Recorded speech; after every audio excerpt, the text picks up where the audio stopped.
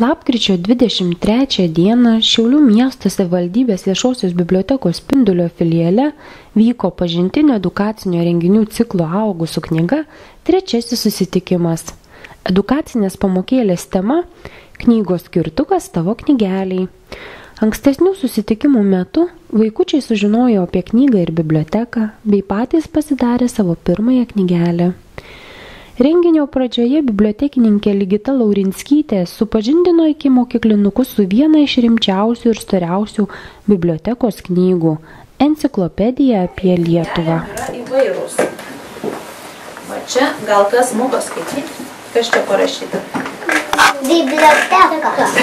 Čia parašyta gal vieną raidę, žinot kas nors.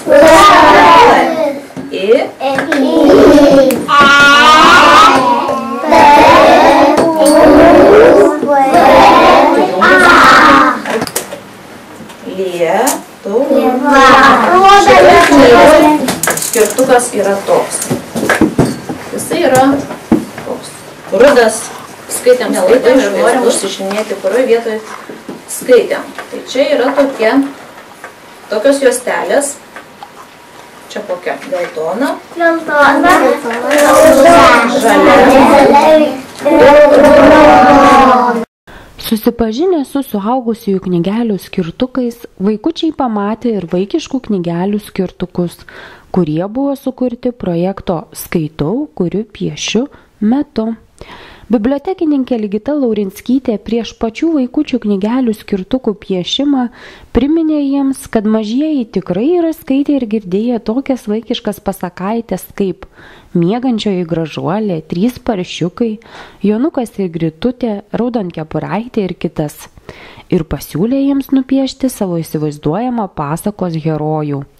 Tai prasidėjo viso šio renginio svarbiausia dalis – skirtuko savo knygeliai piešimas. Pirma piešimo dalis buvo, kad ant kiekvieno skirtuko atsirastų užrašytas vaikučio vardas, o po to biblioteka virto tikromis kūrybinėmis dirbtuvėmis.